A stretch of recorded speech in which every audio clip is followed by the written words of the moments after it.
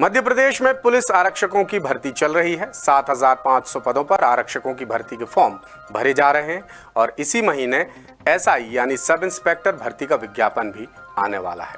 लेकिन उससे पहले द सूत्र ने पुलिस भर्ती शाखा से एक अहम जानकारी जुटाई है जो आपके बहुत काम आने वाली है, और ये जानकारी है सिलेबस से जुड़ी हुई, ताकि आप विज्ञापन आने से पहले ही लिखित परीक्षा की तैयारी शुरू कर सकें।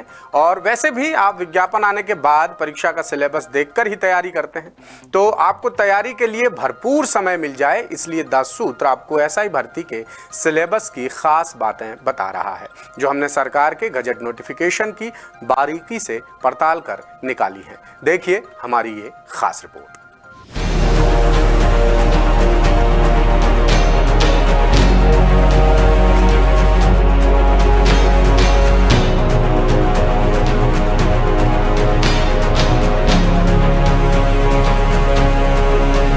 नमस्कार, द सूत्र देख रहे हैं आप और मैं हूं आपके साथ अतुल द्विवेदी।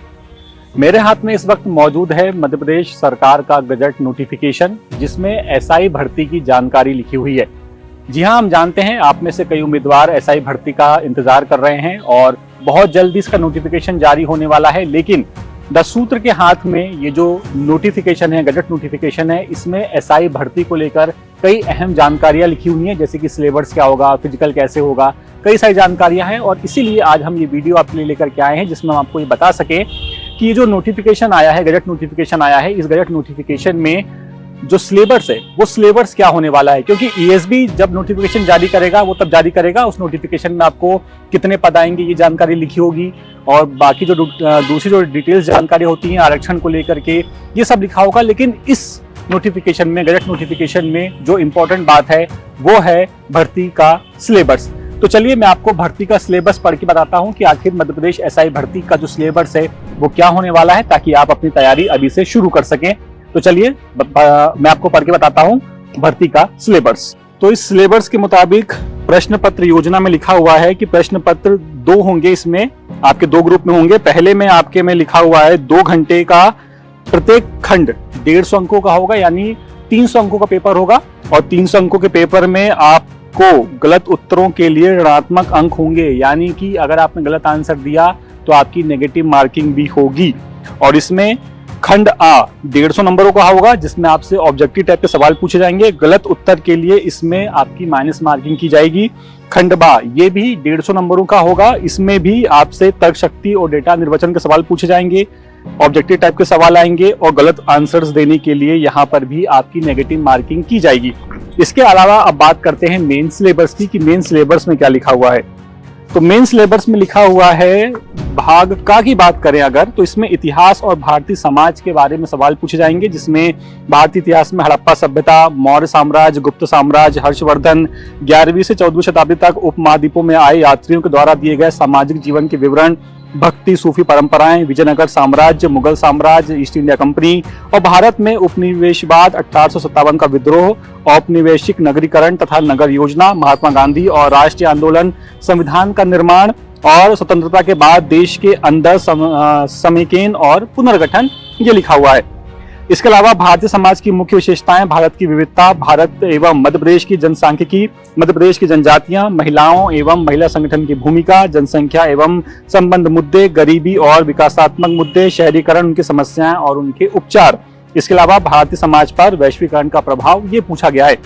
भाग बा में लिखा हुआ है कि शासन, संविधान और राजनीतिक सामाजिक न्याय और विधान, ये 150 अंकों का होगा। इसमें भारतीय संविधान, ऐतिहासिक आधार, उसका विकास, विशेषताएं, संशोधन, महत्वपूर्ण प्रावधान और बुनियादी संरचना। इसके अलावा संघ एवं राज्यों में काम और उत्तरदायित्व, संघीय ढांचे से संबंधित मुद्दे और चुनौतियां, स्थानीय स्तर पर शक्तियों और वित्त का हस्तांतरण और उसमें चुनौतियां। इसके अलावा बोला गया है कि विभिन्न अंगों के बीच में शक्तियों का पृथक्करण, विवाद निवारण तंत्र और संस्थाएं। इसके अलावा संसद और राज्य विधायिका संरचना, कामकाज, कारोबार का संचालन, शक्तियां और विशेषाधिकार, इनसे उद्भूत होने वाले मुद्दे।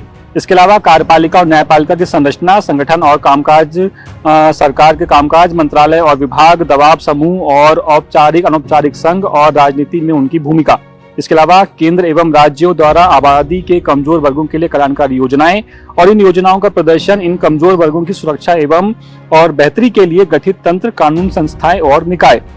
इसके अलावा बात करें तो इसमें जो सेकंड पेपर होगा जो कि आपका सामान्य अध्ययन का होगा, इसमें आपसे पूछा गया है करंट अफेयर्स, प्रौद्योगिकी, आर्थिक विकास, पर्यावरण और आंतरिक सुरक्षा, विज्ञान एवं प्रौद्योगिकी विकास, अनुप्रयोग और रोजमर्रा के जीवन पर इसका प्रभाव, सूचना प्रौद्योगिकी, अंतरिक्ष, computer, robotics, nano technology, biotechnology, artificial intelligence और बौद्धिकता संपदा से अधिकारों से जुड़े हुए सवाल, संरक्षण, पर्यावरण प्रदूषण और क्षरण, पर्यावरण प्रभाव का आकलन, भारतीय अर्थव्यवस्था तथा योजना संसाधनों को जुटाने, प्रगति, विकास तथा रोजगार से संबंधित विषय।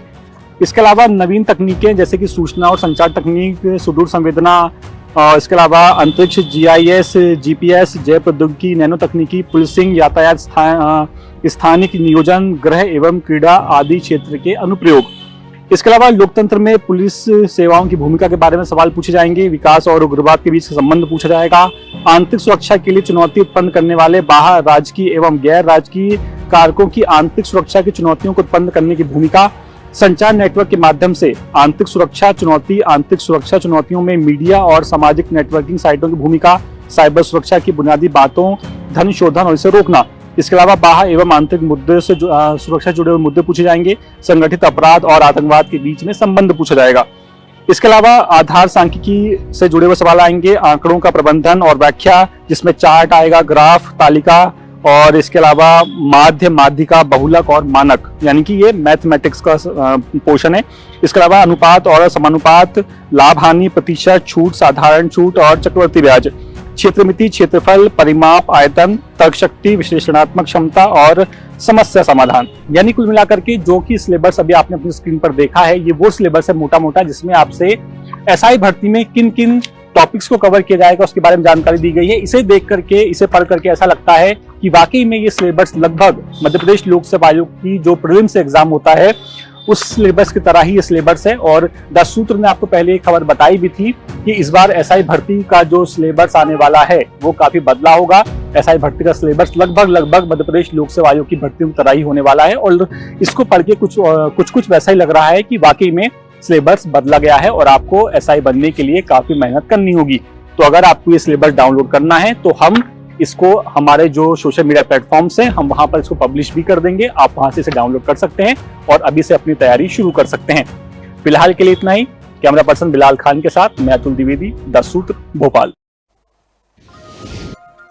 यानी इस बार भर्ती इतनी आसान नहीं होने वाली दोस्तों, क्योंकि सिलेबस जैसा अतुल ने बताया लोक सेवा आयोग की परीक्षा के लेवल का है और इस बार नेगेटिव मार्किंग भी होगी। इसलिए अगर आप SI भर्ती की तैयारी कर रहे हैं तो जैसा अतुल ने बताया हम पूरा सिलेबस अपनी वेबसाइट और सोशल मीडिया प्लेटफॉर्म पर अपलोड कर देंगे ताकि आप समय रहते सिलेबस डाउनलोड करें और तैयारी शुरू कर सकें।